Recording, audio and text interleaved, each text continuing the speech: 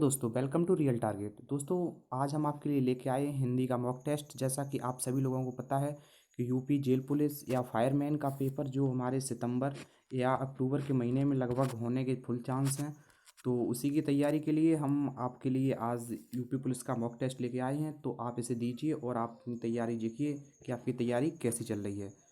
तो चलिए शुरू करते हैं इसके बारे में। दोस्तों, अगर आप हमारे चैनल पर नए आए हो तो प्लीज़ चैनल को लाइक शेयर और सब्सक्राइब जरूर कर लेना, क्योंकि यहाँ पे ऐसे मॉक टेस्ट होते रहते हैं और आगे रेलवे एनटीपीसी का या ग्रुप डी का या कोई भी पुलिस का एग्ज़ाम हो तो इसका सभी का मॉक टेस्ट यहाँ पे कराते हैं। तो आप अपनी तैयारी को देखिए कि आपकी तैयारी कैसी है। तो चलिए शुरू करते हैं। ये हिंदी का आज हमारा पहला मॉक टेस्ट है सामान्य हिंदी का, जिसमें 37 क्वेश्चन है।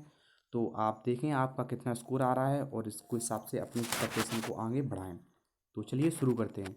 दोस्तों, ये हमारा पहला क्वेश्चन है, जैसा कि निम्नलिखित शब्दों के विलोम शब्द चुनिए। ऐश्वर्य का विलोम शब्द क्या है? तो आपको पता होगा ऐश्वर्य का विलोम शब्द अनैश्वर होता है। और वैभव वैभव का विलोम शब्द विलासिता और दरिद्रता।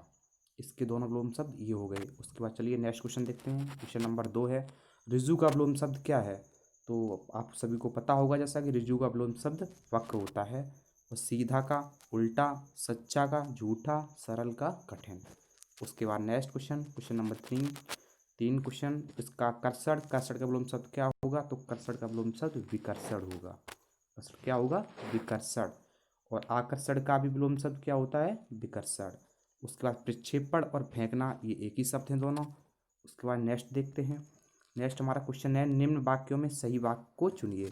तो देखिए इसमें क्या सही वाक्य है। जैसे ये दिया गया है, 1 किलो भर के आलूओं को लाओ, तो ये तो गलत हो गया क्योंकि ये कोई शब्द ही नहीं है। उसके बाद नेक्स्ट है, 1 किलो आलूओं को लाओ, ये भी गलत हो गया। उसके बाद हमारा सी पार्ट है, 1 किलो आलू लाओ, तो ये तो बिल्कुल ही गलत है। अब बचा डी पार्ट, 1 किलो आलू लाओ, तो ये हमारा इसका सही हो गया। ठीक है, चलिए नेक्स्ट देखते हैं हम क्वेश्चन नंबर 5। क्वेश्चन नंबर 5 दोस्तों हमारा है, कोमलांगिनी सीता जी राम के साथ बन गई। तो दोस्तों आपको बता दें, कोमलांगिनी कोई शब्द नहीं होता बल्कि कोमलंगी शब्द सही होता है। तो इसमें हमारे जो 3 पार्ट हैं, इसमें तो ये कोमलांगिनी ही दिया गया है, तो ये तीनों तो हमारे गलत हो गए क्योंकि इसमें कोमलांगिनी कोई शब्द ही नहीं होता है। उसके बाद जो हमारा डी पार्ट है, डी पार्ट में जैसा कि दिया गया है, कोमलांगी सीता राम के साथ बन गई, तो हमारा ये डी पार्ट इसका बिल्कुल सही होगा। उसके बाद नेक्स्ट आगे देखते हैं। आगे क्वेश्चन हमारा है, निम्न वाक्यों के एक एक शब्द को चुनिए। तो जैसा कि यहाँ पे दिया गया है, देश में विदेश से माल आने का कार्य, यानी कि जो हमारे देश में दूसरे देश से माल आता है उसको क्या बोलते हैं? उसको बोलते हैं आयात, यानी कि इम्पोर्ट। और जो हमारे देश से दूसरे देश में जाता है उसे बोलते हैं इम्पोर्ट, यानी कि निर्यात, एक्सपोर्ट। तो इसका ये आपको पता होगा, आगमन किसी के आने की जो घटना होती है उसे आगमन बोलते हैं और किसी की जाने की घटना होती है उसे प्रत्यागमन बोलते हैं। तो हमारा सही ऑप्शन क्या हो जाएगा? आयात। देश में विदेश से माल आने का जो कार्य होता है उसे क्या बोलते हैं? आयात। उसके बाद नेक्स्ट क्वेश्चन देखते हैं दोस्तों। ये क्वेश्चन है, ये काफ़ी इंपॉर्टेंट क्वेश्चन है क्योंकि ये काफ़ी लोगों को लगभग पता नहीं होगा। तो देखते हैं इसे। जैसे पूरब और उत्तर की दिशा को क्या कहते हैं? जैसे पूरब और उत्तर की दिशा को पूर्वोत्तर कहते हैं, लेकिन हिंदी भाषा में इसे ईशान कहते हैं। अच्छा, अगर पूरब और उत्तर की दिशा को ईशान कहते हैं तो उत्तर और दक्षिण की दिशा को क्या कहते हैं? तो उत्तर और दक्षिण की दिशा को वायव्य बोलते हैं। उसके बाद दक्षिण और पूर्व की दिशा को हम दक्षिण और पूर्व की दिशा को आग्नेय बोलते हैं। और दक्षिण और पश्चिम की दिशा को नैऋत्य बोलते हैं। तो इसको आप याद रखना, हम अपनी PDF फाइल में दे देंगे, तो आप वहाँ से इसे ज़रूर पढ़ लेना क्योंकि काफ़ी इंपॉर्टेंट है। उसके बाद नेक्स्ट देखते हैं। नेक्स्ट क्वेश्चन हमारा है, उपकार को मानने वाला। तो आप सभी को पता होगा उपकार को मानने वाले को क्या बोलते हैं? कृतज्ञ बोलते हैं। और जो उपकार को नहीं मानता है उसको कृतज्ञ बोलते हैं। तो इसका हमारा सही ऑप्शन कौन सा? ऑप्शन बी पार्ट हो गया, कृतज्ञ उपकार को मानने वाला, और जो उपकार को नहीं मानता है उसे कृतज्ञ बोलते हैं। उसके बाद नेक्स्ट नेक्स्ट हमारा है, स्कंद का तद्भव शब्द क्या है? तो आपको पता होगा स्कंद का तत्व शब्द कंधा, कंधा का जो तत्सम शब्द होता है वो स्कंद होता है। तो इसका सही ऑप्शन डी पार्ट हो गया। उसके बाद नेक्स्ट क्वेश्चन नंबर 9, किवाड़ शब्द है। तो आप सभी को पता होगा किवाड़ शब्द क्या है, तो इसको आप सभी को पता ही होगा ये कौन सा इसका सही ऑप्शन क्या है। तो चलिए देखते हैं। तो इसका सही ऑप्शन क्या होगा? तद्भव। क्या होगा? किवाड़ शब्द क्या है? ये तद्भव है। उसके बाद नेक्स्ट देखते हैं, खीर का तत्सम शब्द क्या है? तो आपको पता होगा खीर का तत्सम शब्द क्षीर होता है। उसके बाद नेक्स्ट अगला देखते हैं। अगला शब्द है हमारा, ग्रंथि का तद्भव शब्द क्या है? तो आपको पता होगा ग्रंथि का तद्भव शब्द क्या है? गांठ होता है।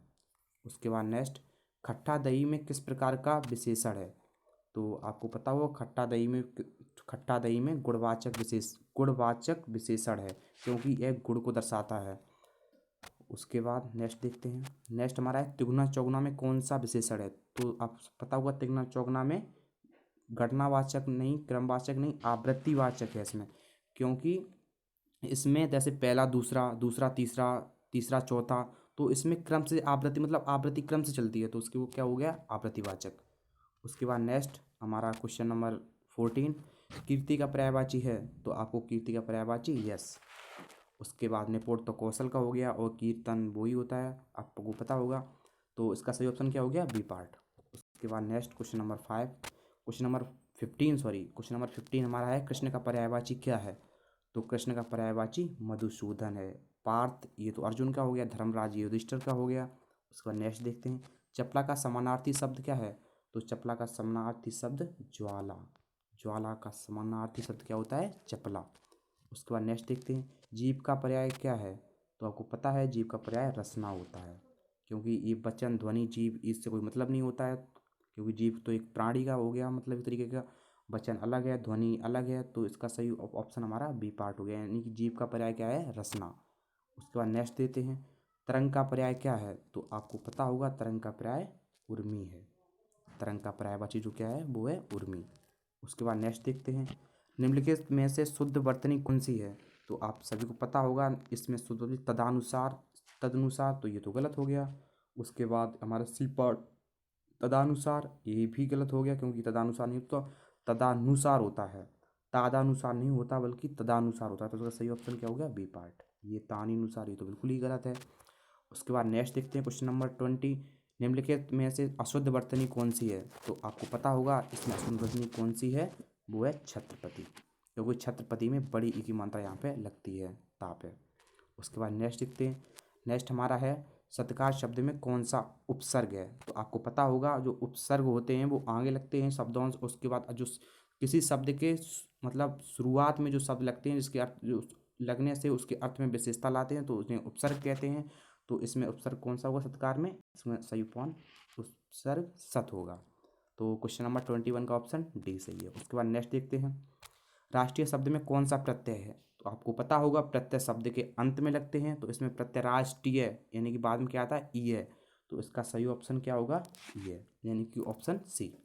उसके बाद नेक्स्ट देते हैं 23 हमारा है, निम्न में कौन सा संधि विच्छेद सही नहीं है? तो आपको इसमें पता होगा, जैसे बनौसत ये सही है, सदैव ये भी पता है दीर्घ संधि है, माओज ये भी सही है, लेकिन हित पीस ये कोई शब्द ही नहीं है, तो इसका जो सही संधि विच्छेद इसमें जो गलत है यानी कि सही नहीं है, तो वो ये है, यानी कि क्वेश्चन नंबर 23 का ए पार्ट सही है।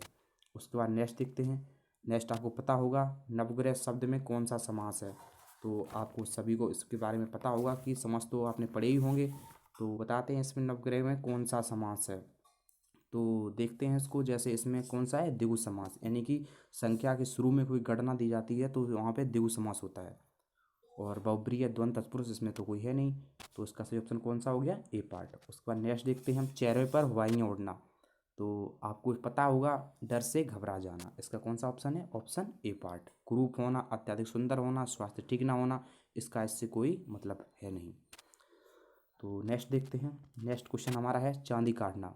चांदी काटने का मतलब जैसे मौज होना, मतलब बहुत लोग कहते हैं चांदी काट रहे हो मतलब मौज हो रही है, तो इसका ऑप्शन पार्ट डी पार्ट सही होगा। उसके बाद नेक्स्ट देखते हैं, नेक्स्ट में पूछा गया है कपीस शब्द का सही संधि विच्छेद है, तो सही संधि विच्छेद कौन सा है? इसमें कपीस ये तो कोई मतलब नहीं है, ई प्लस आ तो ये तो गलत हो गया, कप ईस ये तो बिल्कुल ही गलत है, कप प्लस ईस आ प्लस बड़ी ई यहाँ पे नहीं है, ये भी गलत है, तो इसका सही ऑप्शन ई होगा, क्योंकि कपी मतलब छोटी ई प्लस बड़ी ई बराबर मिलके बड़ी ई बनती है, तो उसे कौन सा हो गया? कपीस। उसके बाद नेक्स्ट देखते हैं, नेक्स्ट हमारा है प्रतीक में कौन सा समास है? तो प्रतीक में आपको जैसे पता होगा कि शुरुआत में प्रति प्रति कोई मतलब प्रति प्रत्यय कुछ शब्द लगने से वह कौन सा शब्द बन जाता है? तो वो शब्द बन जाता है हमारा कौन सा शब्द बन जाता है? तो वह हमारा बन जाता है अव्ययी भाव, यानी कि अव्यय जो शुरुआत में किसी वाक्य में जो अव्यय शब्द लग जाते हैं तो वहाँ पे कौन सा शब्द बन जाता है? तो वहाँ पे अव्ययी भाव, तो ये इसका सही ऑप्शन कौन सा होगा? अव्ययी भाव। तो इसका सही ऑप्शन हमारा कौन सा होगा? डी पार्ट, अव्ययी भाव। उसके बाद नेक्स्ट देखते हैं, नेक्स्ट हमारा निम्न में कौन सा शब्द तत्सम है, तो आपको पता होगा निम्न में कौन सा शब्द तत्सम है, तो इसका सही ऑप्शन होगा अंधकार। अंधकार शब्द क्या है, ये तत्सम है।